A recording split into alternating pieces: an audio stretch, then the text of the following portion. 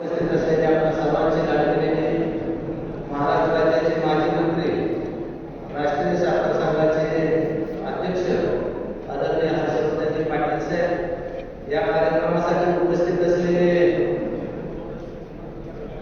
कुलगुरू कर्मयोगी भाऊराव पाटील विद्यालय सातारा, विद्यापीठ सातारा, डॉक्टर ज्ञानदेवजी मस्के साहेब, प्राध्यापक कुमार सर, तसेच आपल्या गावच्या सरपंच राधिका देसाई, या कार्यक्रमासाठी उपस्थित असलेले कारखान्याचे व्हाईस चेअरमन आदरणीय दादासाहेब टोपे, आमचे ज्येष्ठ मार्गदर्शक आदरणीय दादासाहेब पवार, तसेच आपल्या संस्थेचे सचिव ॲडव्होकेट चौधरी साहेब, मंचावर उपस्थित असलेले सर्व संचालक मंडळ, उपस्थित सर्व आपल्या प्राचार्य, प्राध्यापक, सर्व विद्यार्थी बंधू आणि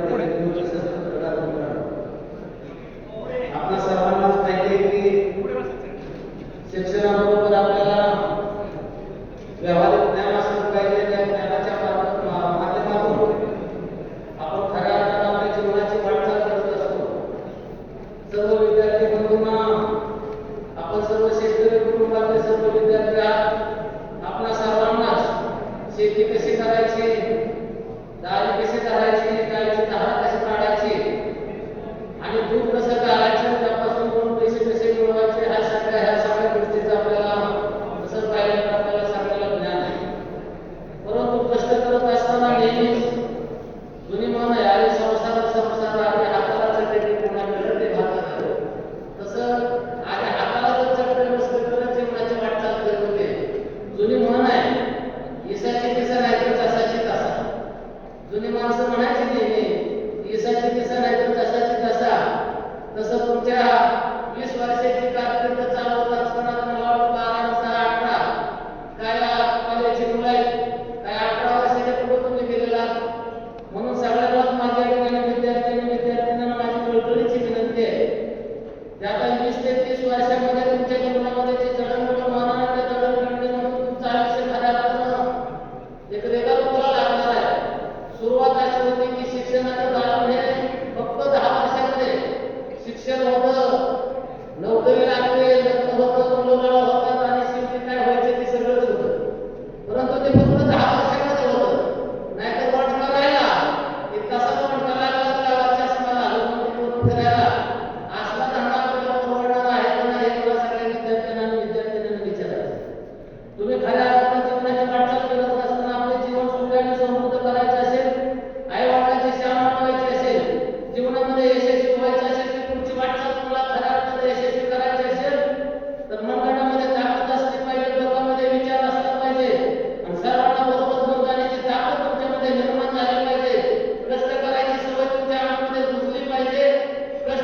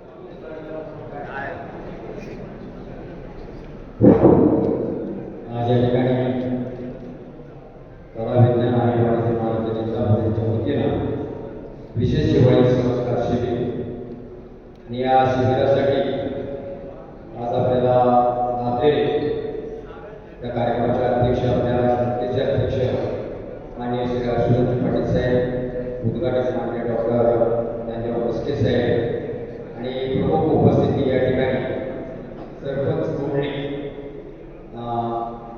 राधिका पुस्तक, त्याचप्रमाणे या ठिकाणी उपस्थित असणारे गुरु साहेब, या ठिकाणी उपस्थित असणारे सहकारी मित्र, आपल्या संस्थेचे सदस्य, आता ज्यांनी अतिशय दराकेबाज समोर केलं गोवाकडे साहेब, कारखान्याचे व्हाईस चेअरमन नारायण पवार, निरकमा कारखान्याचे सर्व संचालक मंडळ, बोबडी ग्रामपंचायतीचे सर्व सदस्य, या ठिकाणी उपस्थित असणाऱ्या महाविद्यालयाचे प्राचार्य जोरोदे सर, उपप्राचार्य गोळे सर, त्याचप्रमाणे सर्वच उपस्थित या ठिकाणी असणारे प्राध्यापक, प्राध्यापिका, त्याचप्रमाणे सर्व शिक्षक, विद्यार्थी आणि विद्यार्थी आणि प्रामुख्याने ज्यांनी या शिबिरामध्ये भाग घेतला त्यांचं विशेषतः या ठिकाणी कौतुक आहे.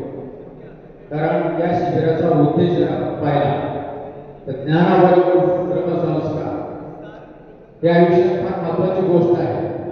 आपण जर पुस्तकी ज्ञान हे विद्यालयामध्ये शिकत असतो, प्राध्यापक आपल्याला शिकवत असतात, पण हे शिकत असताना सुद्धा आपण ग्रामीण भागातील बोलावं आणि ग्रामीण भागाच्या मुलांना खऱ्या अर्थाने संस्कार आणि श्रम या गोष्टी अतिशय आवश्यक आहेत.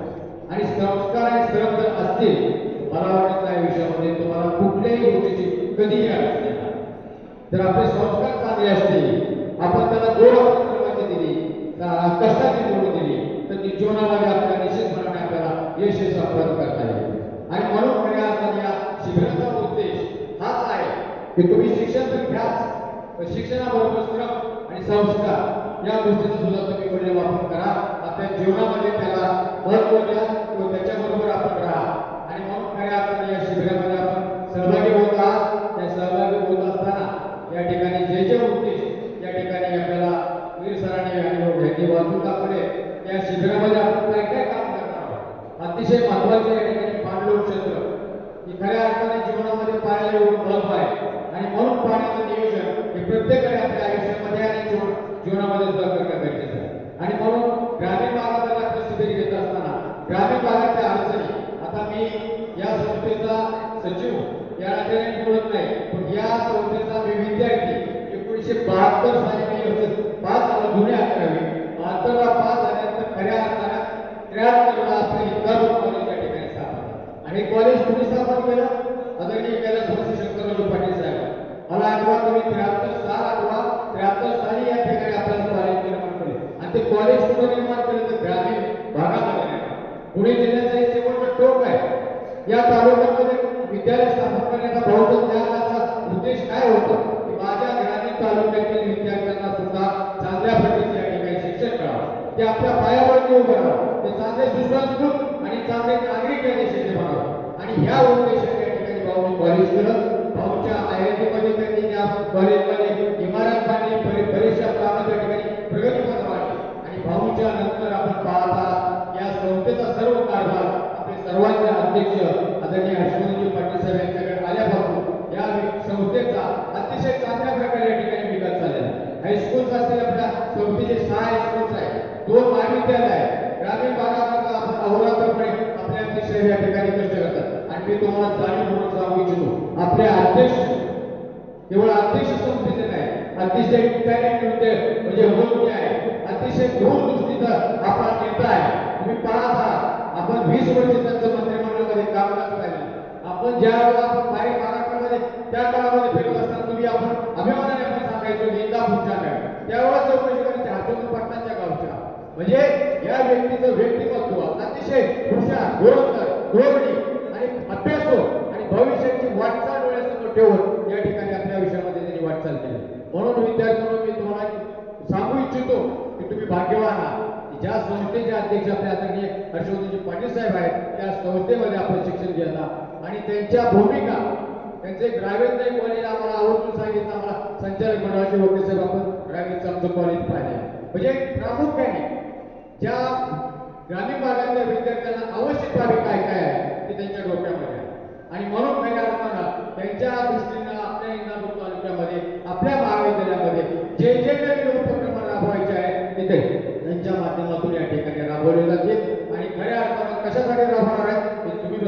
विद्यार्थी हे यांचं हित डोळ्यासमोर ठेवून हे अध्यक्ष या ठिकाणी राबवतात आणि म्हणून मी या ठिकाणी जास्त बोलणार नाही. बरेचसे वक्ते आहेत त्यांचा आपण मार्गदर्शन ऐकणार आहात, पण तुम्ही नशिबवान आहात. या विद्यालयामध्ये तुम्ही शिक्षण घेत आहात, आपल्याला अध्यक्ष चांगल्या प्रकारचे या ठिकाणी लाभलेले आहेत. त्यांच्या माध्यमातून तुम्ही तुमचा जीवनाचा विकास करा.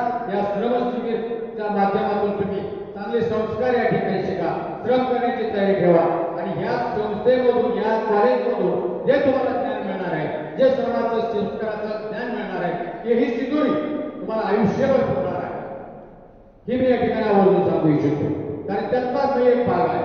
मी याच संस्थेमध्ये शिकलो, याच शिक्षण आपल्या विद्यालयामध्ये शिकलो आणि हे सर्व करत असताना मी या ठिकाणी आपल्या संस्थेचा या ठिकाणी आलेली भाऊने मला सन्मान सचिव म्हणून दिलेला आहे. म्हणून हे कशामुळे घडतं? चांगल्या बरोबर सर्व संगत करा, चांगल्या बरोबर गोष्टी करा, चांगल्या बरोबर राहा, चांगले विचार ठेवा, पॉझिटिव्ह थिंकिंग ठेवा. जीवनामध्ये कधी अपयश येणार, कधी अपयश येणार. तुम्हाला अडचणी आल्या, शांत राहा, चिंतन करा, त्याच्यावरती अभ्यास करा, परंतु आपलं ध्येय सोडू नका. आणि म्हणून मी या ठिकाणी शुभेच्छा सर्वांना देतो. तुम्ही 7 दिवसाचं 8 दिवसाचं शिबिर आहे, सर्वांनी चांगल्या प्रकारे या ठिकाणी पार पाडावं. तुमच्या माध्यमातून या ठिकाणी विकासाची कामं जिथं आपल्याला नेमून दिलेले ती व्हावीत आणि एवढीच अपेक्षा व्यक्त करतो आणि थांबतो. जय हिंद, जय. मनपूर्वक धन्यवाद सन्माननीय सचिव साहेब. यानंतर आजचे आपले प्रमुख पाहुणे सन्माननीय डॉक्टर ज्ञानदेवजी मस्के साहेब, कुलगुरू कर्मवीर भाऊराव पाटील विद्यापीठ सातारा.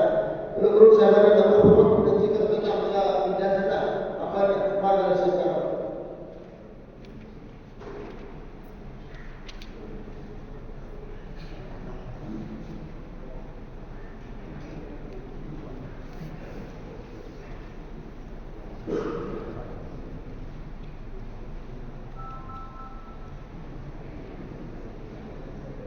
इंदापूर तालुका शिक्षण प्रसारक मंडळाचे कला विज्ञान वाणिज्य महाविद्यालय इंदापूर आणि श्रीमती रत्नप्रभादेवी पाटील महाविद्यालय बावडा यांच्या संयुक्त विद्यमाने राष्ट्रीय सेवा योजनेचे जे QICP या ठिकाणी आयोजित केलेले आहे, त्याच्या उद्घाटन समारंभाचे अध्यक्ष, आपल्या सर्वांचे राज्याचेही मार्गदर्शक, महाराष्ट्र राज्याच्या मंत्रिमंडळामध्ये त्यांनी विविध खात्यांची अतिशय महत्त्वाची पदं भूषविली, महाराष्ट्राला एक दिशा दिली, ते हर्षवर्धनजी पाटील साहेब. या कार्यक्रमाच्या निमित्ताने त्यांनी मला या ठिकाणी निमंत्रित केलं. ते माझे गेले 35 वर्षाचे सन्मित्र, सहकारी, मार्गदर्शक आदरणीय सरवदे सर आणि दुसरे प्राचार्य मित्र बावडे सर, इंदापूर तालुका शिक्षण प्रसारक मंडळाचे माननीय श्री पवार साहेब, चौधरी साहेब, बाबुंडे साहेब. खरं तर या ठिकाणी एवढी सन्माननीय व्यक्ती बसलेलं आहे, आपण सर्वांची नाव घेतली पाहिजे, पण आता आपण पहिल्यांदाच भेटतो आहे आणि नाव घेण्यातून माझी काही चूक होऊ नये, आपण सर्वांचं नाव घेतलं असं कृपया आपण समजावं. या कार्यक्रमाच्या निमित्ताने आपण सर्वांना, विशेषतः विद्यार्थी भगिनी, विद्यार्थी बंधू, शिक्षक भगिनी बंधू आणि विविध क्षेत्रामध्ये शिक्षण असेल, क्रीडा असेल, सहकार असेल, शेती असेल, विविध संस्थांचे पदाधिकारी, विशेषतः त्यांचे चेअरमन, बँक चेअरमन, सेक्रेटरी आणि पदाधिकारी या ठिकाणी उपस्थित आहेत. मला असं वाटतं या कार्यक्रमाच्या निमित्ताने जिथे आपण हा कार्यक्रम घेतो त्या ठिकाणच्या पूर्णी ग्रामपंचायतच्या सरपंच माननीय सुराधिका प्रशांत गोसावी या ठिकाणी उपस्थित आहेत. मी आपल्या सर्वांचं आजच्या या कार्यक्रमाच्या निमित्ताने मनपूर्वक स्वागत करतो. विद्यार्थी मित्रांनो, आपण आता विशेष हिवाळी शिबिराच्या निमित्ताने या ठिकाणी उपस्थित झालेलो आहोत आणि पुढची 9 किंवा 10 दिवस सत्रामध्ये काही ना काहीतरी संस्कार केले जाणार आहे. मी मुद्दाम एकदम छोटासा इतिहास आपल्याला सांगतो की देश स्वतंत्र झाल्यानंतर 1947 साली काहीही झालं की मग सरकारने केलं पाहिजे अशी धारणा निर्माण झाली. कारण त्याच्यापूर्वी आपण ब्रिटिशांच्या साठी ही सारखी मागणी करायची की हे काम सरकारने केलं पाहिजे, सरकारने केलं पाहिजे.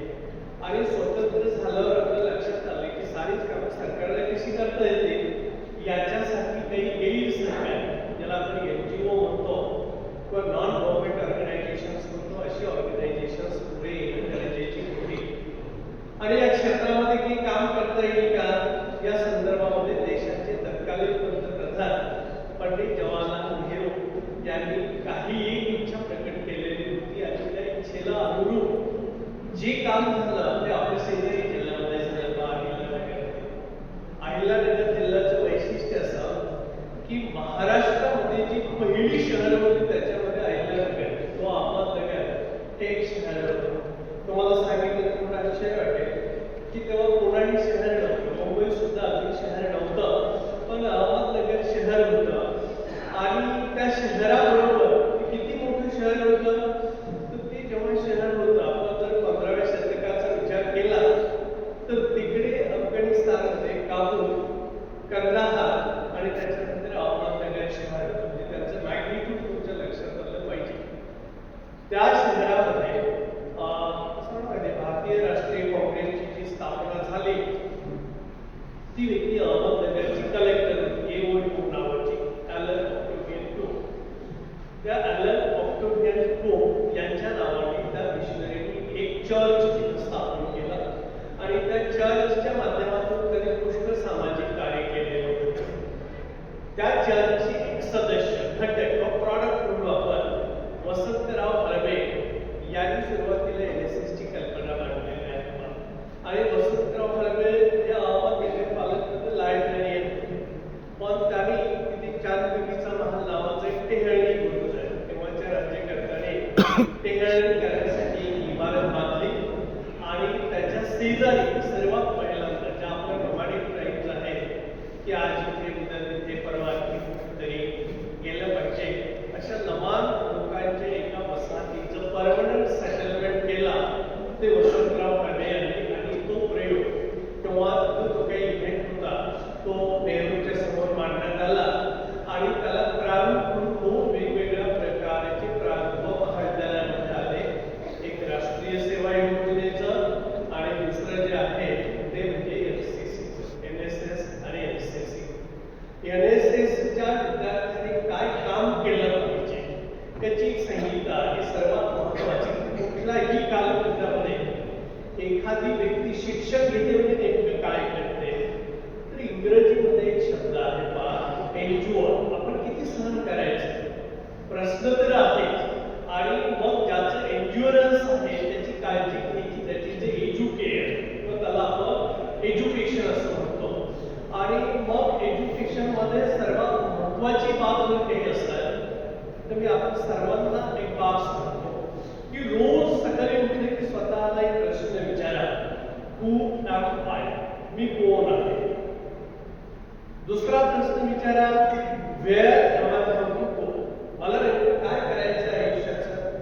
आणि एकदा तुम्हाला ते लक्षात आलं की तिसरा प्रश्न आहे, व्हॉट एम आय फ्रॉम, मी त्यासाठी काय केलं पाहिजे. आणि कुठल्याही कालखंडामध्ये एज्युकेशनची एक अत्यंत महत्वाची बाब जर ती असेल ती हीच आहे की आज सामाजिक प्रश्न काय आहे, समूहाचा प्रश्न काय आहे. व्यक्ती कधी एकटी राहत नाही, मग व्यक्ती समूहाने राहते आणि समूहाच्या प्रश्नाची उकल करणं, समूहाचा प्रश्न समजावून घेणं हा एज्युकेशनचा मुख्य हेतू आहे. आम्ही इथे आलो तेव्हा पुणे विद्यापीठाचं मला एक विद्यापीठ या ठिकाणी गायला गेलं आणि त्याच्यामध्ये त्यांनी सांगितलं की पुण्यमयी देव अक्षर वरदान. तुम्ही एकदा ती सारी प्रार्थना नीटशी ऐका. वरदान कशाचं मागितलेलं आहे, जे क्षर नाही, जे नाश होणार नाही, ज्याचा नाश होत नाही अशा अक्षराचं वरदान मागितलं. पण केवळ अक्षराचं वरदान मागितलं म्हणजे सर्व काही मिळालं का तर नाही. तरी थोडं काय अपेक्षा व्यक्त केली त्या गीतामध्ये ते पहा की ज्ञान बनो कर्मवान कर्म जे आपल्याचे पुण्यवान. आपलं जे ज्ञान आहे, आपण महाविद्यालयामध्ये जे काही ज्ञान आपण मिळवता तर ते कर्मशील असलं पाहिजे. तुमच्याकडे ज्ञान आहे आणि त्याचा तुमचा स्वतःसाठी उपयोग होतो, समाजासाठी उपयोग होतो, देशासाठी उपयोग होतो, तर अशा ज्ञानाचा काय फायदा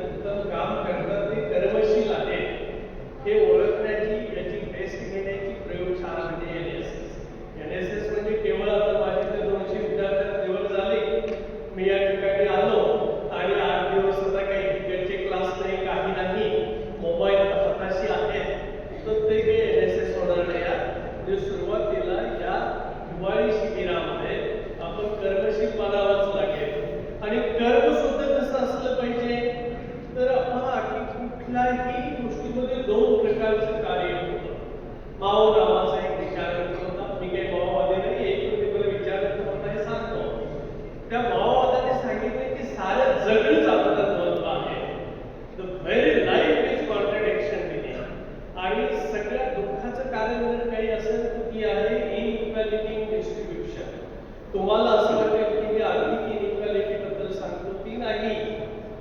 वर कोणी बसलेलं असेल तर त्याने सुद्धा इनइक्वालिटी केली. आफ्रिकेतल्या लोकांचा रंग आणि तुमचा गोरा रंग हे पहा, मग तुमच्या लक्षात येईल. आणि आफ्रिकेतल्या लोकांचा रंग कसा आहे म्हणून त्याच्यावर किती अनन्वित अत्याचार आहे, किती वर्ष किती शतकं झाले याचा पण आपल्याला विचार करावा लागेल.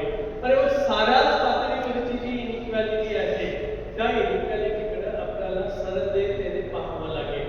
हे जे अंतर्द्वंद्व असतं तर दोन प्रकारचं कार्य होणं स्वाभाविक आहे समाजाकडे, परिस्थितीकडे. मी समाजाला दोष देणार नाही. ते एक तर कन्स्ट्रक्टिव्ह रचनात्मक असेल किंवा डिस्ट्रक्टिव्ह असेल. ते समाजानेच कशाला करायला पाहिजे. निसर्ग पण करतो ना. जेव्हा पूर येतो, आग लागते, तेव्हा ते काही माणसाने केलेलं काम नसतं, ते निसर्ग पण कधी अशी परिस्थिती निर्माण करतो. तर या दोनही वेळेला एनएसएसच्या विद्यार्थ्यांनी पुढे येऊन काम करायचं. जेव्हा रचनात्मक कामासाठी तुमची गरज असेल, कन्स्ट्रक्टिव्ह वर्कसाठी, तर तुम्ही त्या परिस्थितीत कसं काम करू शकता. मी आता डिस्ट्रक्टिव्ह म्हणणार नाही, ते कन्स्ट्रक्टिव्ह म्हटलं की लगेच विद्यार्थ्यांना वाटतं की आता म्हणतो ना की ते रिव्हर्स असतं. डिझास्टर्स म्हणजे मानवी आवाक्या पलीकडच्या घटना आपल्या अवतीभोवती घडल्या तर काही परिस्थितीमध्ये आपल्याला काम करायचं आणि त्याचे छोटे छोटे प्रयोग, त्याचा छोटा छोटा आवाका एनएसएसच्या माध्यमातून विद्यार्थ्यांना शिकवावा या उद्देशाने एनएसएसची स्थापना झाली आणि आपण त्याचं कार्य करतो. मुळामध्ये मी तुम्हाला सांगितलं तसं कुठल्याही शिक्षित म्हणजे ज्याला अक्षरज्ञान झालेला आहे तो माणूस हळूहळू काही ना काहीतरी स्वतःची काळजी घेण्यासाठी शिकेल. आणि शिकलेला जो माणूस आहे त्या माणसाला प्रश्न ओळखता आला पाहिजे. मी जेव्हा एनएसएसचा विद्यार्थी होतो त्यावेळेला माझा एनएसएसचे प्रोग्राम ऑफिसर जे होते ते काय करायचे ते सांगतो मी तुम्हाला. एनएसएसचा की आपण कुठेतरी मंदिर शाळा इथं असायचं, तिथे रोड असायचं आणि ती 1 करोडाची गाडी घेतली सकाळी गाडी कशाला तेव्हा शिक्षक आहे आमच्यासारखे रेजिमेंटचे लोक त्यांची ती छडीच होती आणि त्या छडीने आता ते 50 विद्यार्थ्यांचा आमच्याकडे वर्गावर 4ला उठवायचे. आपण कुठं असे वाटत 4ला कशाला उठवतो, त्याची गरज आहे का? पण तो संस्कार होतो, 4ला उठलंच पाहिजे. तुम्हाला एनएसएस मध्ये 4ला उठायचं असं कसं चाललंय. बरं, आम्ही उठल्याच्या नंतर तेव्हाच्या परिस्थिती सांगतो तुम्हाला. आता आम्ही तुम्हाला ते करू देणार नाही, पण ते स्वतःच मिस्त्री लावायची तंबाखूची. आता एनएसएस मध्ये ते निश्चित आहे, काळ बदलला, परिस्थिती बदलली, आपण बदललं पाहिजे. आणि मग सकाळी उठल्यापासून चांगला एनएसएसचा सेवक कोण, तर जो भरपूर खोदकाम करतो, जो इकडचे दगड तिकडची दगड इकडे करतो, म्हणजे अंगमेहनतीचे काम करतो. आणि स्वच्छता हे काम म्हणजे एनएसएस. आणि सर्वात महत्वाचं एनएसएस मध्ये जाणारे अर्धे विद्यार्थी का जायचे, तर मी ज्या कॉलेजचा विद्यार्थी होतो त्या कॉलेजकडे सिनेमा दाखवण्याचं स्वतःचं यंत्र होतं आणि मग संध्याकाळी रोज सिनेमा पाहण्याची सोय. हल्ली ती तुटलेली असली तरी चालेल आणि तेच काम करायचं. याला महाराष्ट्रातला एक कवी आहे बाळ विठ्ठलवाड, त्याने सांगितलं की कालही आम्ही शेतीत काम करत होतो आणि आजही तुम्ही पुढे मातीतच काम करायला नेला.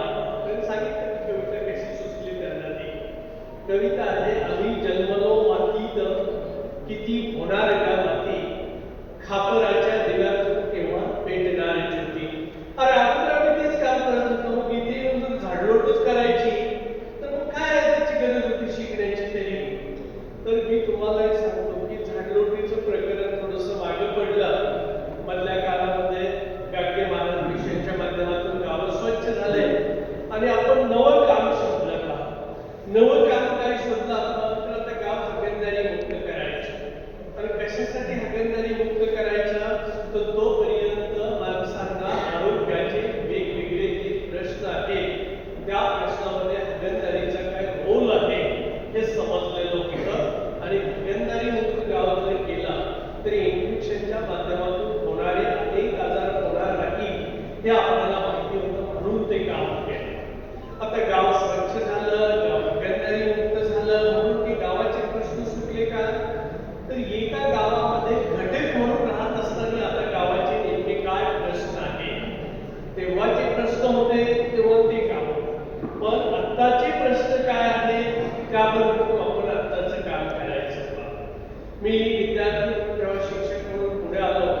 तर समाजामध्ये थोडासा पैसा आलेला होता, पण एक नवं डिव्हाइड झालं. प्रत्येक वेळेला समाजामध्ये काही लोकांना संधी असते, काही लोकांना संधी नसते. तर संधी कशाची? ज्यांना इलेक्ट्रॉनिक उपकरणं हाताळता येतात ज्यांच्याकडे ती आहेत, असा एक इलेक्ट्रॉनिक उपकरण आहे रे याचा वर्ग, आणि ज्यांच्याकडे इलेक्ट्रिक उपकरण नाही असा एक नाही रे वर्ग. की मग साधारण त्याच्यामध्ये रेडिओ असेल, टीव्ही असेल, फॅन असेल, इस्त्री असेल, बल्ब असेल, इलेक्ट्रिसिटी असेल, काही असो, या इलेक्ट्रॉनिक्सने डिव्हाइड केला. त्याला डिजिटल डिव्हाइड असं होतं की ज्यांना ते हाताळता येतं त्यांचा एक वर्ग होता आणि ज्यांना हाताळता येत नाही त्यांचा एक वर्ग आहे. आता हा वर्ग निर्माण झाल्यानंतर आज NSSचा कॅम्प म्हणून माझी विद्यार्थ्यांनाही विनंती आहे आणि माझ्या सहकारी शिक्षकांनाही एक विनंती आहे. समाजाचे आजचे काय प्रश्न आहेत हे असे 5 प्रश्न आहेत. ज्याने गुगलची स्थापना केली त्याच्या संस्थापकाचं नाव होतं लॅरी पेज नावाचं. त्याने जगातल्या शास्त्रज्ञांना आव्हान केलं होतं, लोकांना, समाजशास्त्रज्ञांना आव्हान केलं होतं की माणसाच्या समोरचे मोठे प्रश्न काय आहेत. त्याने ते प्रश्न शोधले आणि आता युनायटेड नेशन नावाची जी जगाची संघटना, 7 देश असतात त्याच्यामध्ये, त्या युनायटेड नेशनने सांगितलं की या 17 बाबीवर आपल्याला काम करावं लागेल आणि याच्यावर जर आपण काम केलं तर मानवी जीवन सुसह्य होईल. शेवटी आपला उद्देश आहे की मानवी जीवन सुसह्य झालं पाहिजे. आणि मग आता युनियन चार्टरनुसार, युनायटेड नेशनच्या चार्टरनुसार 17 वेगवेगळ्या विषयामध्ये आपल्याला काम करायचं. काही विषय जे आहेत ते वेगवेगळ्या पातळीवरचे आहेत, पण एक 5 विषय आहेत की ज्या संदर्भामध्ये विद्यार्थ्यांच्या मनामध्ये आतापासून प्रश्न असायला पाहिजे. पहिला प्रश्न आहे की आपल्या अवतीभोवती पुढे उपाशी पोटी आहे का? म्हणजे नो हंगर, 0, जगामध्ये कुणी उपाशी राहता कामा नये याच्यासाठी आपल्याला काय करता येईल. फॉर्च्युनेटली ज्ञान, विज्ञान आणि तंत्रज्ञान याच्यामध्ये आपण जितकं काम केलं त्याचा परिपाक करून प्रत्येक वर्षी जेवढं अन्न खायला लागतं त्याच्या 1.5 पट अन्न जगभर विकतं. पण अजूनही सोमालियासारखा देश असेल, इथिओपियासारखा देश असेल, आपण काल परवा जर ऐकलं असेल की माधुर्याचं व्हेनेझुएलासारखा देश असेल, पैसा कमी नाही पण खाण्याची दादा नाही. तर याचे प्रश्न नेमकी काय आहे तर ते आपल्याला कसे सोडवता येते. NSSच्या विद्यार्थ्यांची दृष्टी कधीही संकुचित असता कामा नये की मी फक्त माझा समूह, माझा देश याच्यापुरती. बेसिकली आपलं बाइंडिंग जे आहे ते ग्लोबल आहे. आपलं बाइंडिंगच ग्लोबल आहे. विश्वात्मक दृष्टिकोन ठेवा आणि नो हंगर, म्हणजे कुणीही उपाशी राहणार नाही. याच्यासाठी काय केलं पाहिजे हा प्रश्न मनाला विचारा, खेड्यामध्ये लोकांच्या पर्यंत जा आणि या प्रश्नाला समजावून घेण्याचा प्रयत्न करा. मी सांगितलं त्याचं उत्तर तर ते मला समजलेलं उत्तर होईल. तुम्ही तर तरुण मुलं आहात, तुमची समज माझ्यापेक्षा कितीतरी मोठी आहे, म्हणून तुम्ही समजावून घ्या तो प्रश्न. 0 म्हणजे पॉवर्टी लाईनच्या खाली देशातील एकही माणूस राहता कामा नये. इकॉनॉमिक्स मध्ये म्हणजे आता असं आहे की गरिबी आणि श्रीमंती यांची मजेशीर व्याख्या सांगितली जाते. आपण गरीब माणसाच्या शेजारी आपलं घर बांधून दे त्याच्यापेक्षा आपण श्रीमंत दिसतो. तर ही वृत्ती की कामाची नाही आहे. संपूर्ण जगामध्ये जी पॉवर्टी आहे जगण्यासाठी जे बेसिक मिनिमम, आता इथे बसला माननीय मंत्री महोदयांनी विचारत होतं आपल्या कारखाना विशेषतः कृषी, शिक्षण,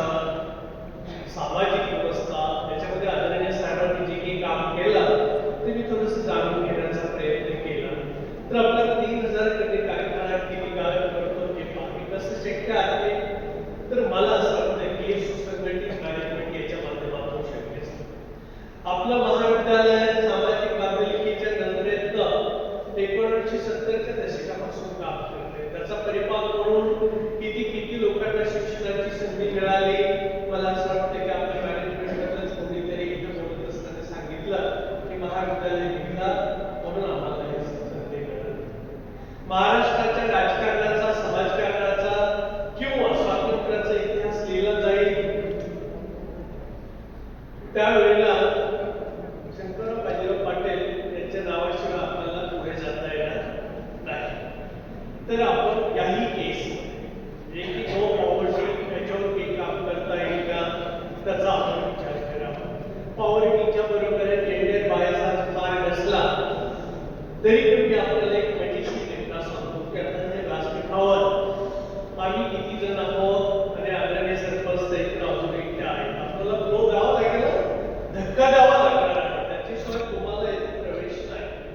आणि मग जेंडर बायससाठी आपल्याला काही करता येईल का, तर मुलींनी आपलं प्रॉब्लेम दाखवलं पाहिजे. मी ज्या महाविद्यालयामध्ये सध्या कुलगुरू म्हणून काम करतो तिथे शिक्षकांची मीटिंग बोलवली की 70% महिला आहेत आणि 30% पुरुष आहेत. ते आम्हाला असं चोरून बसतात.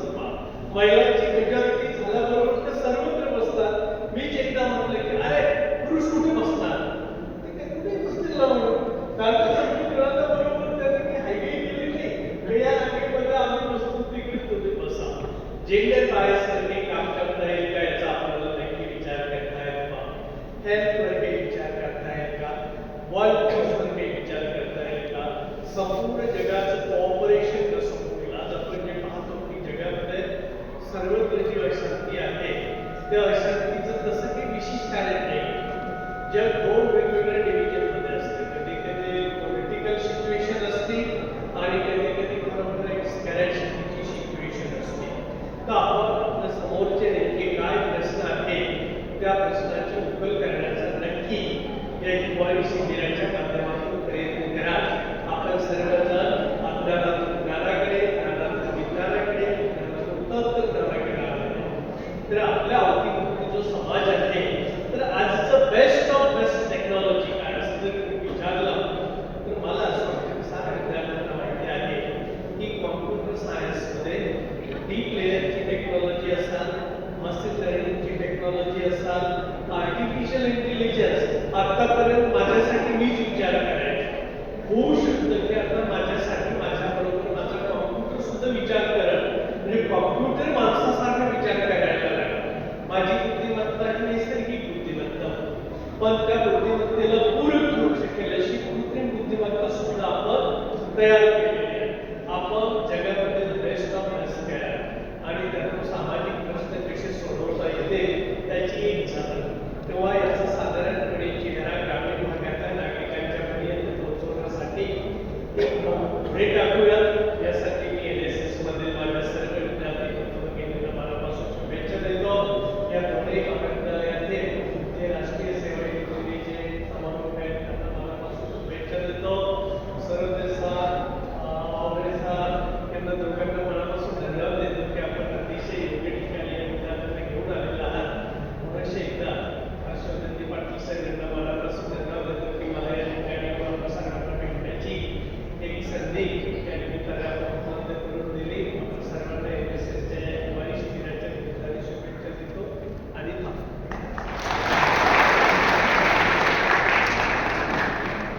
धन्यवाद सन्माननीय कुलगुरू साहेब. आपण निश्चितपणे समाजातील 5 प्रश्न शोधायला सांगितले. आमचे विद्यार्थी आम्हाला थोडंसं करतील. त्यानंतर आजच्या कार्यक्रमाचे प्रमुख अध्यक्ष सन्माननीय हर्षवर्धनजी पाटील साहेब, आपणास मी नम्रपूर्वक विनंती करतो की आम्हाला मार्गदर्शन करावं. सन्माननीय साहेब. पुणे विद्यापीठाच्या वतीने राष्ट्रीय सेवा योजना कला विज्ञान आणि वाणिज्य महाविद्यालय इंदापूर, त्याचबरोबर रत्नप्रभा जे पहिला महाविद्यालय बावडा, या दोन्ही महाविद्यालयाच्या वतीने दरवर्षी आपण हिवाळी शिबिर आपण आयोजित करतो आणि या शिबिरासाठी आलेले ज्यांनी आता आपल्यासमोर मार्गदर्शन केलं ते कर्मवीर भाऊराव पाटील विद्यापीठाचे कुलगुरू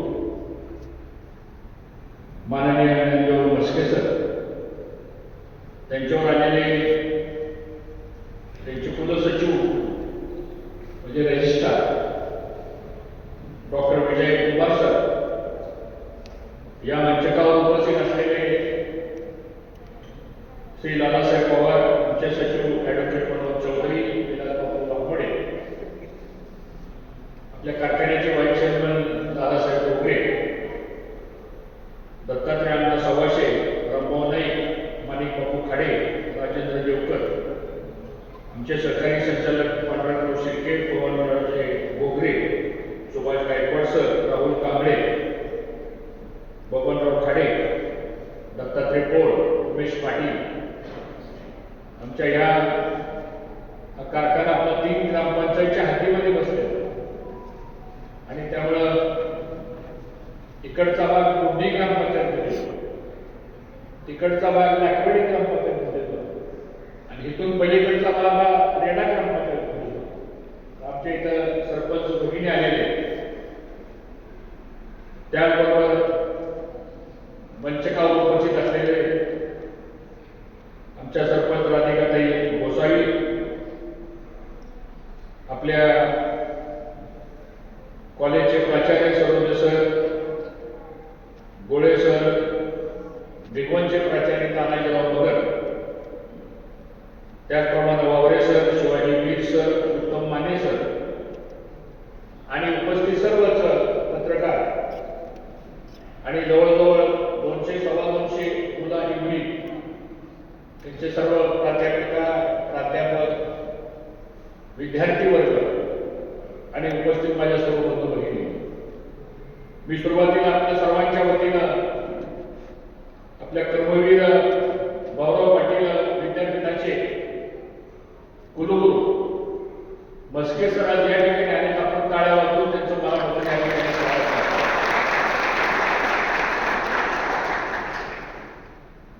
कारण कर्मवीर भाऊराव पाटलांनी खऱ्या अर्थानं शिक्षणाची मुहूर्तमेढ लावली आणि आज बघता बघता रयत शिक्षण संस्था की ज्याचे अध्यक्ष आदरणीय पवार साहेब आहेत,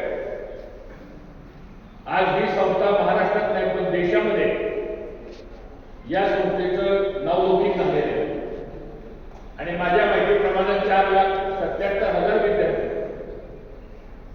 1800 पेक्षा अधिक स्टाफ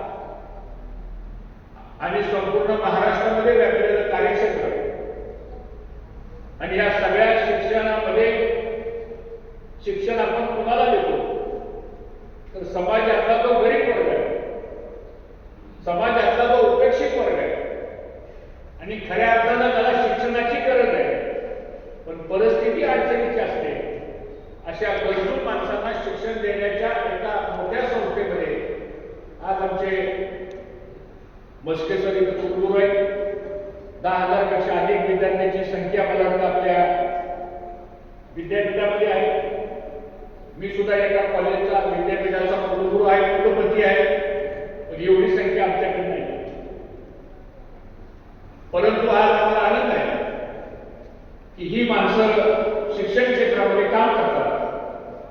आपले आलेले जे प्रमुख पाहुणे आहेत, आपण दररोज एकामेकाची भाषणं ऐकत असतो, सगळा परिचय आपल्याला असतो, पण आमचे कुलगुरू यांना प्राचार्य पदाचा 25 वर्षाचा अनुभव, श्रीरामपूर, श्रीगोंदा, सातारा या ठिकाणी प्राचार्य म्हणून काम केलं. नगर जिल्ह्यामध्ये श्रीगोंद्यापासून अगदी कोपरगाव, श्रीरामपूरपर्यंत त्यांचं काम, 40 पेक्षा जास्त अधिक रिसर्च पेपर्स त्यांनी तयार केले, 8 पुस्तकं लिहिली, 4 रिसर्च प्रोजेक्ट पूर्ण केले. त्याचबरोबर अनेक पुरस्कारांचे ते मानकरी ठरले. रयत शिक्षण संस्थेचे ते आजीव सभासद आहेत. मागे 2 वर्षापासून ते कुलगुरू म्हणून काम करतायत. म्हणजे अशी शिक्षण क्षेत्रामध्ये नेहमी आपण या दिवाळी शिबिराला अशी माणसं बोलवतो की ज्यांचं ह्या क्षेत्रामध्ये योगदान आहे, ज्यांचा आदर्श ह्या मुलांनी घेण्याची आवश्यकता आहे. आणि मला वाटतं जे आलेले पाहुणे या आपल्या हिवाळी शिबिराच्या सगळ्या कार्यक्रमाला एक योग्य निवड झालेला पाहुणा आपल्याला लाभला, याचा आम्हाला सर्वांना आनंद आहे. आणि म्हणून संस्थेच्या वतीनं मी कुलगुरू आणि रजिस्ट्रार या दोघांचंही स्वागत करतो. आणि वेळात वेळ काढून आपण आमच्या या सगळ्या विद्यार्थ्यांना मार्गदर्शन करण्याकरता आला, याबद्दल आपलं सर्वांचा आभार मानतो. मित्रांनो, सावित्रीबाई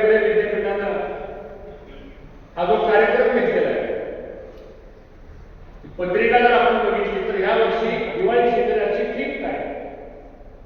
तर हिवाळी शिबिराची थीम अशी आहे की ज्याला आपण शाश्वत विकासासाठीचा युवक, पाणलोट क्षेत्र विकास आणि पडीक जमिनीचं व्यवस्थापन. म्हणजे विचार करा, पुण्यामधल्या विद्यापीठाच्या हिवाळी शिबिरामध्ये ग्रामीण भागातल्या विद्यार्थी करता कोणता विषय दिलेला आहे तो मला असं वाटतं आजच्या या हिवाळी शिबिरामध्ये महत्वाचा आहे. आणि मुद्दा काय ह्याच्यावर अनेक भाष्य करणं मला संयुक्तिक वाटतं. आणि म्हणून त्याला इंग्लिशमध्ये आपण म्हणतो की सस्टेनेबल डेव्हलपमेंट इन युथ.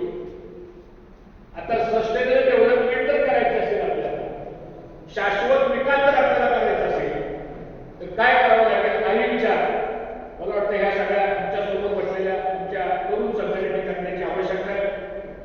मी याच महाविद्यालयाचा माजी विद्यार्थी, तुमच्यासारखाच आम्ही सुद्धा 35-40 वर्षापूर्वी ज्यावेळेस कॉलेजला असताना इथं बसल्या बसल्याची तो विचार करत होतो की त्यावेळेस वकील साहेब आम्ही कॉलेजमध्ये असताना तुमच्या घरांवडीला आम्ही आलो आणि असाच एक विद्यार्थी सारखं जसे विद्यार्थी आता तुम्हाला बसायला पुढचे त्यावेळेस आम्हाला बसायला काय मला असायचं. त्या शिबिराला सुद्धा माझ्यासारखा कार्यकर्ता उपस्थित राहिला आणि मी आपल्याला अभिमानानं सांगेन की या 7 दिवसाच्या हिवाळी शिबिरामध्ये जे आपल्याला अनुभव येतो तो तुम्हाला आयुष्यभर पुरवल्याशिवाय लागणार नाही. इतका चांगला अनुभव आपल्याला शिबिरमध्ये काही विद्यापीठ बंद म्हणून घेतो असं काय पाहिजे. या शिबिरामध्ये सांस्कृतिक केलेला प्रभाव देतो. या शिबिराचं श्रमसंस्कार असं नाव दिलं गेलेलं. म्हणजे श्रमाला संस्कार पाहिजे, संस्काराला श्रम पाहिजे आणि उत्तम व्यक्तिमत्व तयार करायचं तर त्याला श्रम संस्कार केल्याशिवायही पर्याय नाही. या पद्धतीचं मला वाटतं या हिवाळी शिबिरामध्ये आपल्याला आत्मपरीक्षण करण्याची आवश्यकता आहे. रोज सकाळी 5:30ला उठावं लागणार. त्यानंतर योगा आहे, प्राणायाम आहे, गावफेरी आहे. गावातल्या प्रत्येक घरामध्ये आपल्याला जायचं. त्या कुटुंबाची अर्थव्यवस्था काय त्याची माहिती घ्यायची. त्या कुटुंबातला करता माणूस कोण आहे, तो कसं उत्पन्न मिळवतो त्याची माहिती घ्यायची. त्या घरामध्ये किती मुलं मुली शिकतायत त्याची माहिती आपल्याला घ्यायची. त्या कुटुंबाचं आरोग्य कसं आहे त्याची माहिती आपल्याला घ्यायची. नियमितपणे आरोग्य तपासणी ते कुटुंब करता येत नाही, तो अनुभव आपल्याला घ्यायचा आहे. त्या गावामधल्या सार्वजनिक ठिकाणी भेट द्यायची आपल्याला. अशा अनेक दिवसभर वर्गच्च कार्यक्रम मला वाटतं या 7 दिवसामध्ये आपल्याला करायचे. आणि मला इथल्या गुंडी गाव असेल, रेडा गाव असेल किंवा दाखवडीत असेल, इथं सगळे आमचे प्रमुख कार्यकर्ते इथे उपस्थित आहेत. माझी विनंती आपल्याला ही आपली मुलं आहेत, पाहुणे पण आपल्या घरी आलेले, त्यांची व्यवस्था, त्यांचं खानपान हे सगळं आणि ह्यांचा आदर तिथं हे आपण सर्वांनी अतिशय प्रेमानं आपुलकीने करावं. आणि ह्या मुलांना सुद्धा भविष्यामध्ये एक आठवण राहावी की आम्ही हिवाळी शिबिराला मुंबईला गेलो, कारखान्यावर गेलो, रेड्याला गेलो, दाखवडीला गेलो, तिथं आम्हाला हे शिकायला मिळालं. मला असं वाटतं एवढं चांगलं नियोजन आज आपण सर्वजण या ठिकाणी करतात. हा सगळा प्रेमाइसेस आपल्याला कारखान्याच्या परिसरातला आहे. शाश्वत विकास कशाला म्हणतात तुम्ही एक केस स्टोरी ह्या कारखान्यावर सुद्धा करू शकता. शाश्वत सिंचन कशाला म्हणतात तुम्ही या इंदापूर तालुक्याचं चित्र डोळ्यासमोर ठेवलं. आज इथं समोर बसलेल्या मुलांचा जन्म माझ्या माहितीप्रमाणे 2005-2010 नंतर झाला असेल. काहींचा 95च्या 2000 दरम्यान झाला असेल. म्हणजे आपलं आयुष्य आतापर्यंत कुणाचं 18 वय असेल, कुणाचं 22 असेल, कुणाचं 23 असेल. पण गेल्या 70 वर्षामध्ये इंदापूर तालुका कुठे होता आणि आज इंदापूर तालुका कुठे आहे याचं आकलन सुद्धा मला असं वाटतं आपण सर्वांनी लक्षपूर्वक केलं पाहिजे. हे माझं प्रामाणिक मत आहे. एक काळ हा इंदापूर तालुका दुष्काळाकरता प्रसिद्ध होता. या तालुक्यामध्ये दुष्काळ पडला. इंग्रजांच्या काळामध्ये 1895ला दुष्काळ पडला. 1895 त्यावेळेस इंग्रजांनी एक निर्णय घेतला की लोकांना काम नाही म्हणून शेतकरी तलावाचं काम काढलं. 1895 ते 1900 पर्यंत 5 वर्ष 3,77,000 रुपयाचा खर्च त्या काळामध्ये त्या शेतकरी तलावावरती झाला. आणि मग तो मायनर टँक झाला. मायनर टँकचं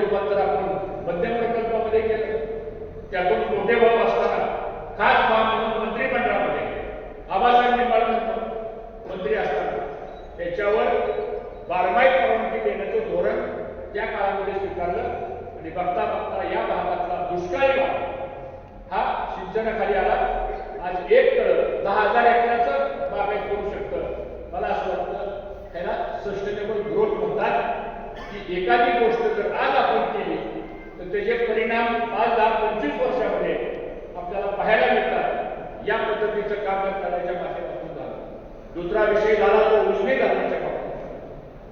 किती लोकांना माहिती उजनी धरण कुठं होतं? किती लोकांना उजनी धरणाचा इतिहास माहिती? उजनी धरणाची पहिली साईट ही रांजणी गावची आहे आणि त्याच्या खाली शेवरे म्हणून जे गाव आहे. तर शेवऱ्याच्या पुढे उजनी धरणाची साईट होती. 5 वर्ष इंग्रजांच्या काळातला झालेला सर्वे. स्वातंत्र्य मिळाल्यानंतर त्या सर्वे सरकारसमोर आला आणि मग योगाव आणि मोठे भाऊ 52 साली आमदार झाले, 57 आमदार झाले आणि 57 ची पहिली मिटिंग यशवंतराव चव्हाणांच्या दालनामध्ये झाली की उजनी धरणाचं बांधकाम सुरू करायचं आहे. आणि यशवंतराव चव्हाणांनी सांगितलं, शंकरराव तुम्ही जरा या धरणाचं कुठे इस्टिमेट आहे काय जरा बघा. मग भाऊनी 2 वर्ष अभ्यास केला त्या उजनी धरणाचा आणि भाऊंच्या लक्षात असं आलं की शेवऱ्याला जर उजनी धरण झालं तर माझ्या इंदापूर तालुक्याच्या दुष्काळी भागाचं काय होणार? ते पाणी करमाळ्याला बॅकवॉटर जाईल, खाली पाणी कोल्हापूर आणि हैदराबाद तुमच्या दक्षिण भारतामध्ये जाईल. भाऊनी 2 वर्ष प्रयत्नाची पराकाष्ठा केली. काही इंजिनियर लोकांशी संपर्क साधला आणि शेवरेची साईट खालची साईट वर आणली आणि उजनीची साईटचा सर्वे झाला. त्या काळामध्ये काहीतरी 27 लाख रुपये इस्टिमेट वाढलं. 27 लाख त्या काळामध्ये हरकत नाही पण इस्टिमेट वाढलं तरी. आणि मग उजनी धरणाचा 62 लाख डीपीआर फायनल झाला. त्यावेळेस आमचा जन्मही झाला नव्हता आणि 63 लाख टेंडर झालं आणि 1964 ला पंडित जवाहरलाल नेहरू यांनी भूमिपूजन करण्याकरता वेळ दिली पण ते येऊ शकले नाही. काम सुरू झालं आणि 1967 साली मला वाटतं इंदिरा गांधी आल्या त्या काळामध्ये आणि त्या उजनी धरणाच्या कामाला सुरुवात झाली. कल्पना करा ते उजनी धरण झालं म्हणून आज इंदापूर तालुका जवळजवळ निम्मा तालुका कायमचा बागायत झाला, दौंड तालुका बागायत झाला, करमाळा तालुका बागायत झाला, माढा तालुका बागायत झाला आणि ह्यातून एक आर्थिक उत्पन्नाची क्रियाशक्ती निर्माण झाली. मला वाटतं आमच्या एका प्राध्यापकाने सर एक PhD केली उजनीवर, नाव विसरलो मी त्या प्राध्यापकाचं. PhD केल्यानंतर उजनी धरणाचं एका वर्षाचं वार्षिक उत्पन्न हे 2,500 कोटी रुपये. धरणाला आतापर्यंत झालेला सगळा खर्च 670 कोटी रुपये आहे. एस्टिमेशन कॉस्ट धरून कल्पना करा एक उजनी धरण त्याच्यावरती 11 MIDC अवलंबून आहे, त्याच्यावरती 300 गावाच्या पिण्याच्या पाण्याच्या योजना अवलंबून आहेत, त्याच्यावर 28 सहकारी साखर कारखाने चालतात. दूध उत्पादन वाढलं, पोल्ट्रीचा व्यवसाय वाढला आणि आज बघता बघता उजनी धरण ही या भागाची आर्थिक संजीवनी झाली. याला म्हणतात सस्टेनेबल ग्रोथ, याला म्हणतात शाश्वत निर्णय करण्याची क्षमता. त्यानंतरच्या काळामध्ये खडकवासला धरण झालं, ते पाणी आपल्याकडे येत नव्हतं. योगायोगाने आम्ही 95 ला मंत्रिमंडळात गेलो आणि मग खडकवासलाचं पाणी आपण आपल्या तालुक्यामध्ये आणलं. 22,000 एकराचं सिंचन वाढवण्याचा प्रयत्न झाला. 22 गावाला 7 नंबरवरती आपण शाश्वत इरिगेशनला पाणी देण्याचा प्रयत्न आपण केला. नेरा नदीवरती 19 बंधारे बांधले, भीमा नदीवरती 3 बंधारे बांधले आणि आज बघता बघता इंदापूर तालुक्याचं 1,57,000 हेक्टर एवढं आपलं भौगोलिक क्षेत्र आहे.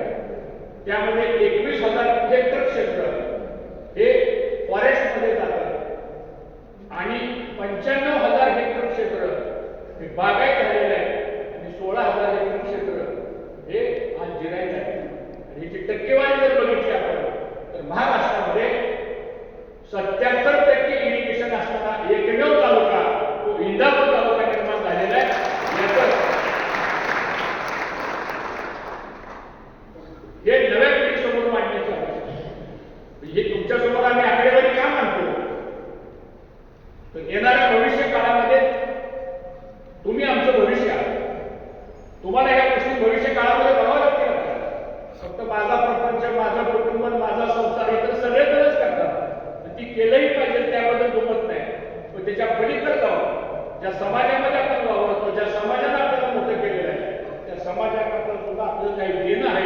हे सुद्धा मित्रांनो ह्या माध्यमातून करण्याची आवश्यकता आहे. दुसरा मुद्दा, सिंचन वाढलं आपलं, त्यातून काय निर्माण झालं?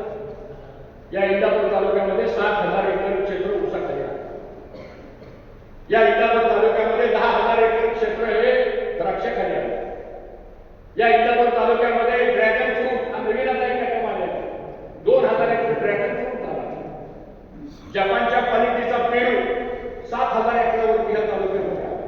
तुतीची लागवड निर्माण झाली, त्यातून कोष निर्माण झाले, त्यातून सिंथेटिक सिल्क निर्माण झालं आणि 2-2.5 हजार एकरावर तुतीची लागवड ह्या तालुक्यामध्ये निर्माण झाली.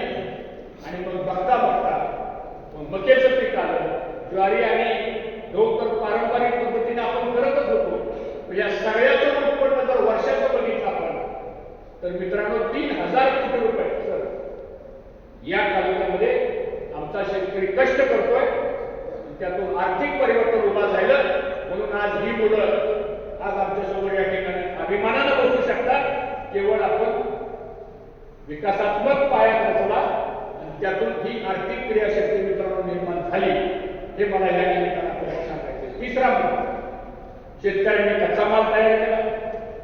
त्या कच्च्या मालाचं रूपांतर कशात होणार हाही प्रश्न आमच्या समोर आला. कर्मयोगी साखर कारखाना निर्माण झाला. 10-12-13 लाख टनापर्यंत गाळप तिथं व्हायला लागलं. 1200-1500 लोकांना रोजगार मिळाला. 20-25 हजार शेतकऱ्यांना शाश्वत कारखानदारीच्या माध्यमातून सहकार्य मिळालं.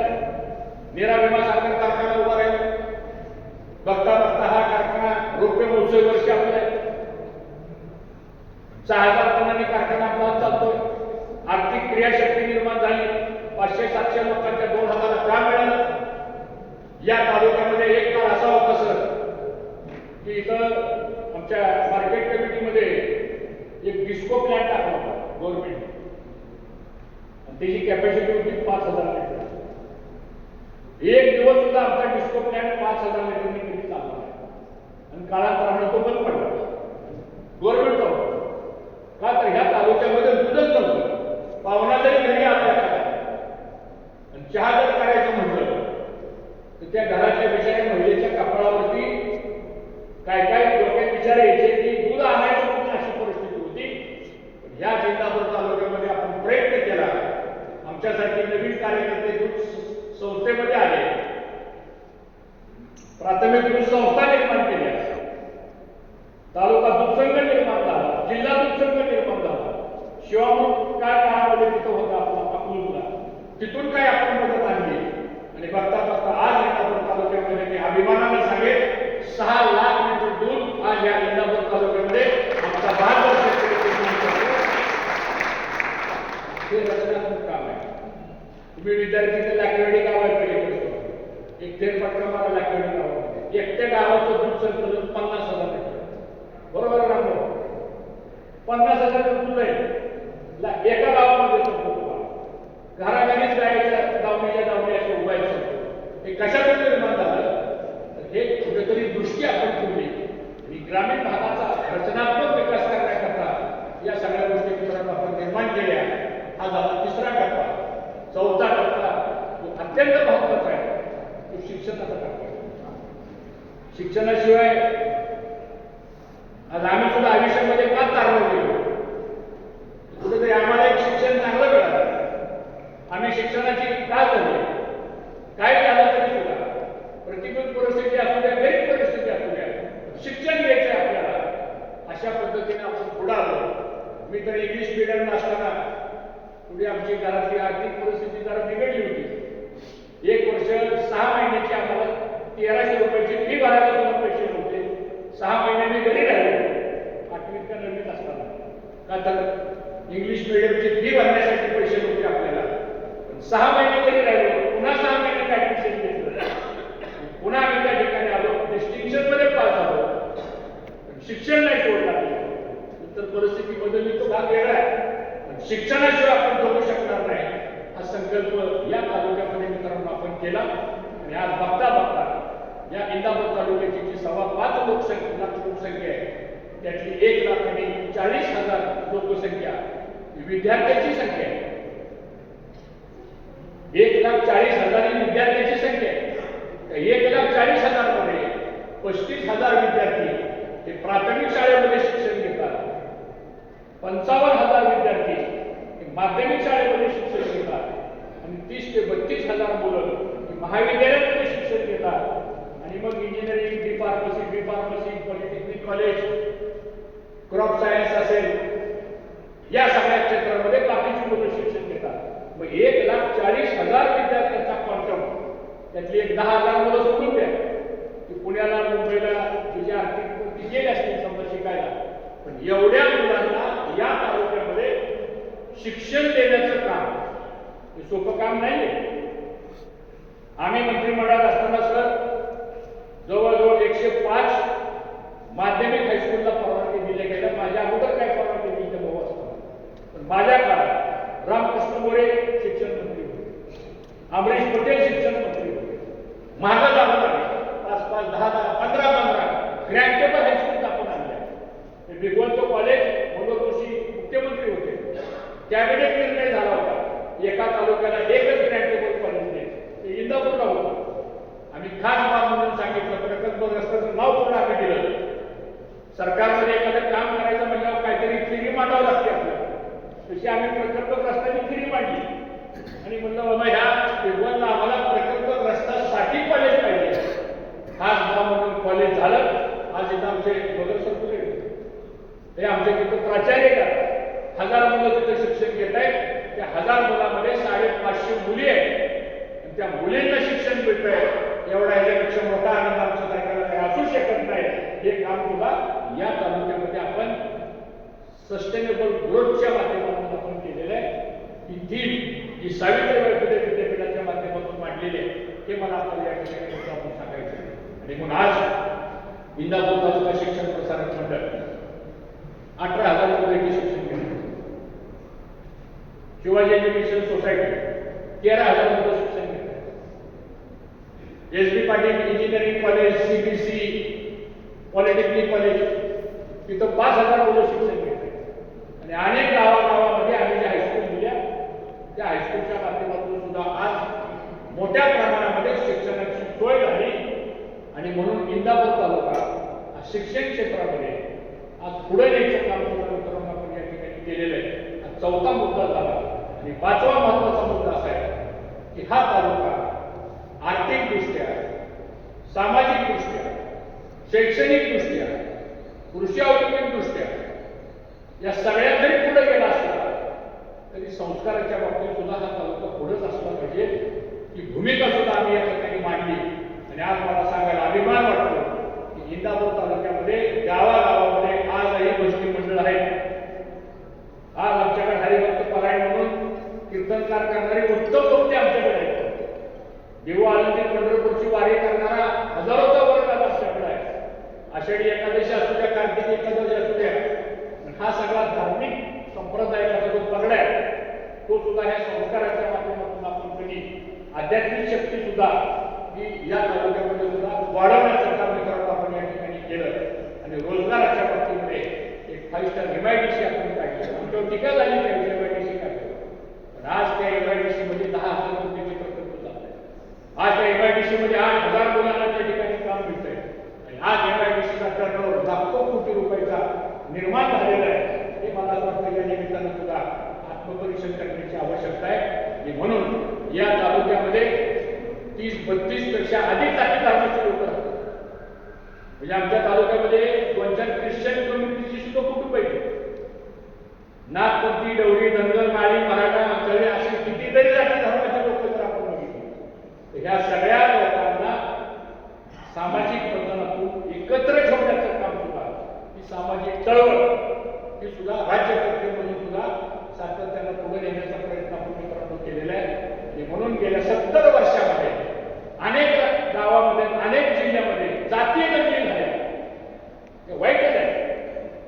आज आम्ही अभिमानानं सांगतो या इंदापूर तालुक्यामध्ये, या राज्यामध्ये काही जरी वातावरण निर्माण झालं तर ह्या तालुक्यामध्ये टाचणी सुद्धा पडली तर तुम्हाला आवाज ऐकायला येईल. एवढी सामाजिक शांतता निर्माण करण्याचं काम मला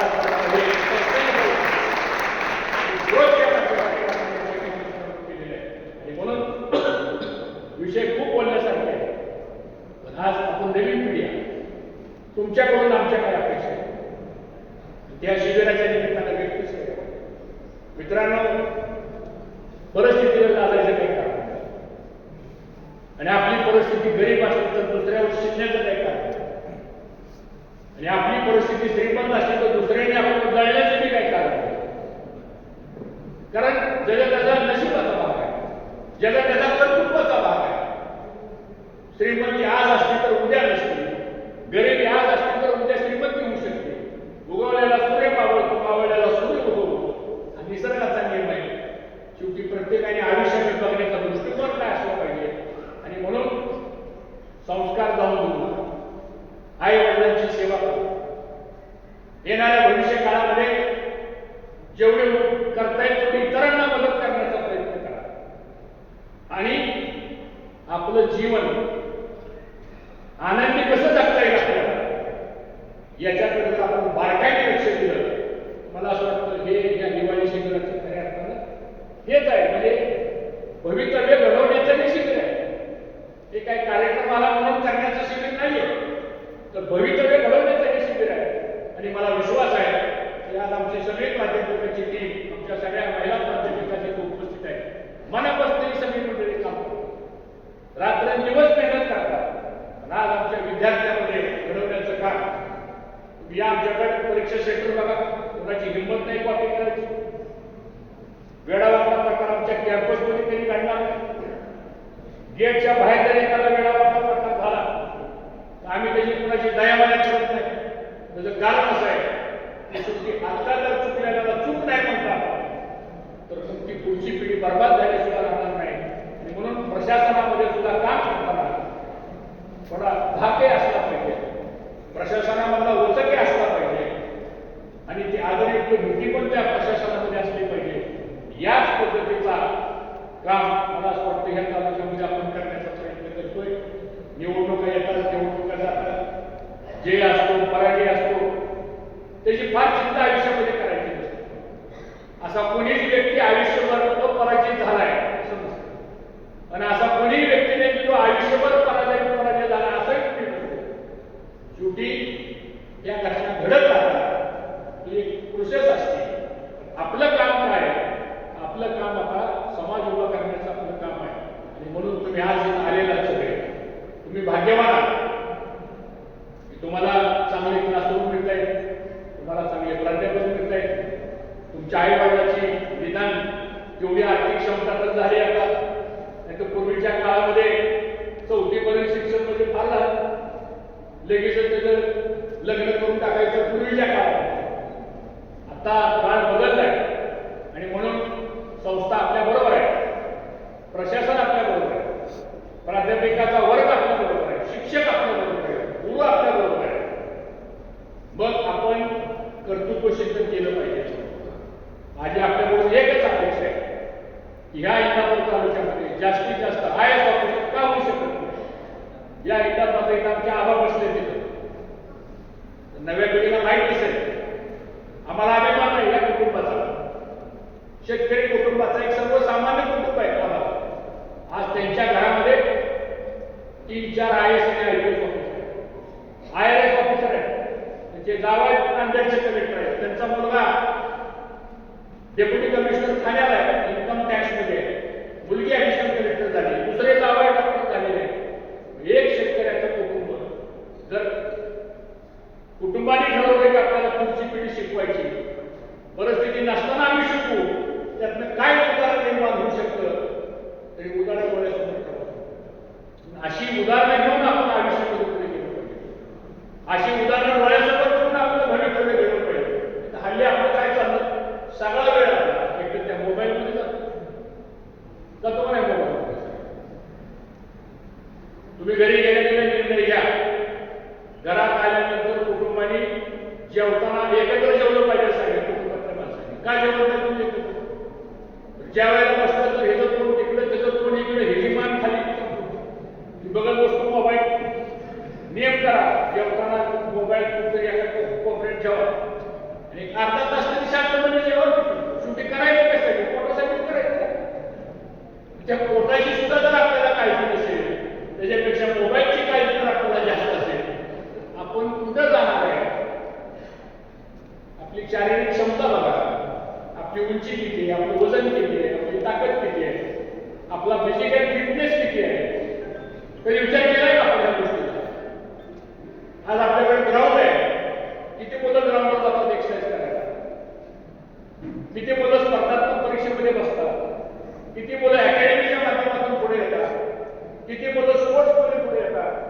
या सगळ्या गोष्टींचा मित्रांनो आपल्याला अभ्यास करावा लागेल की आम्ही का बोलतो.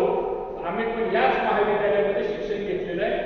जर ह्या महाविद्यालयामधला एक माझे विद्यार्थी जर राज्याच्या मंत्रिमंडळामध्ये जाऊ शकत असेल तर आमचा बाकीचा राहिलेला विद्यार्थी पुढे का जाऊ शकत नाही हा सवाल आमच्यासारख्या सुद्धा मनामध्ये येतो.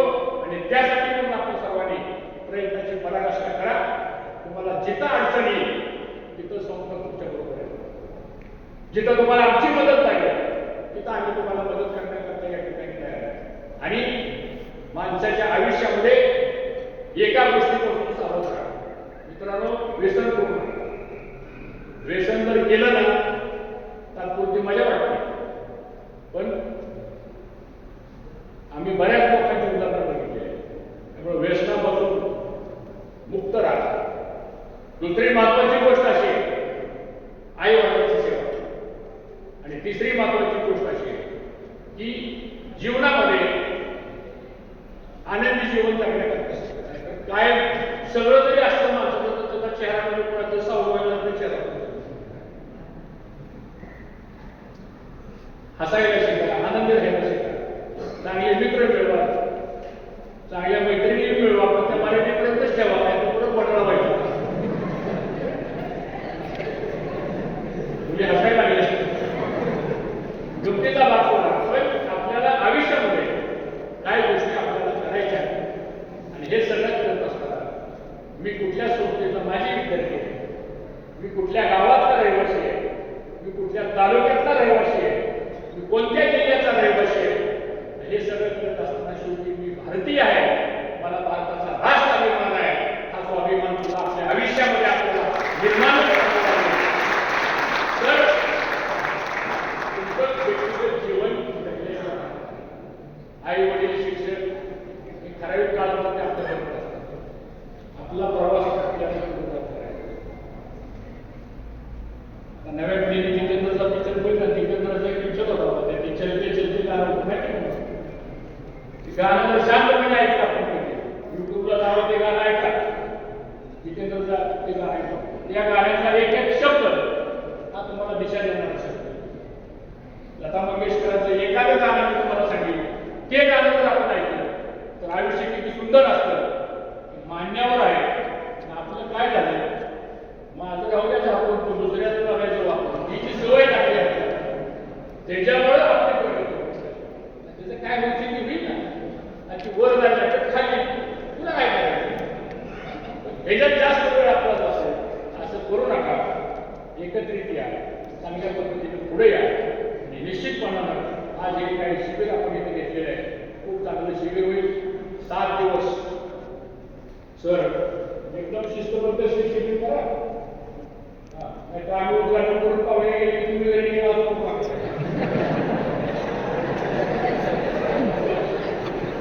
कुठलीही गोष्ट करायची ना आपल्याला म्हणजे एखादा सरपंच एखाद्या जेवण होऊ द्या तुम्ही ना कसं बिचारे मला काय पाहुणे म्हणून मदत करा त्याला काय लागेल ती या ठिकाणी सहकार्य करा. आणि काय पाहिजे म्हणून कारखाने काय लागेल ते सहकार्य कारखाने काय करायचं कोणाची संस्था आहे कोणाकरता संस्था राबवायची आपल्याच माणसाकरता अजिबात चिंता करू नका. मस्त राहा, चांगलं काहीतरी शिकून जा आणि आयुष्यामध्ये गेल्यानंतर तुमच्या आयुष्यामध्ये पोचलं पाहिजे. निरावेला कारखान्यावर आम्ही घेऊन काय हिवाळी शिबिर झालं तसं शिबिर झालंच नाही असं म्हणण्याचं काम आपल्याकडून सुद्धा करावं एवढीच अपेक्षा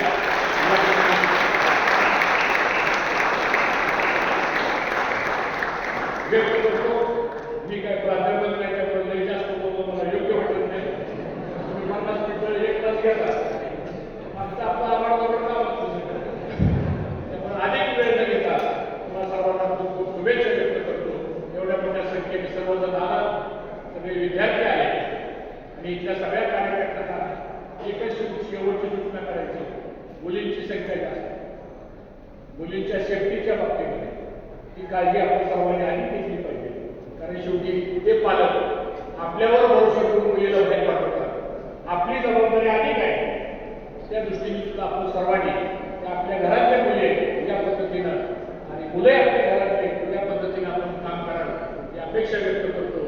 पुन्हा एकदा शुभेच्छा देतो आणि माझं लांबलेलं भाषण संपवतो. जय हिंद, जय महाराष्ट्र. स्वरूपी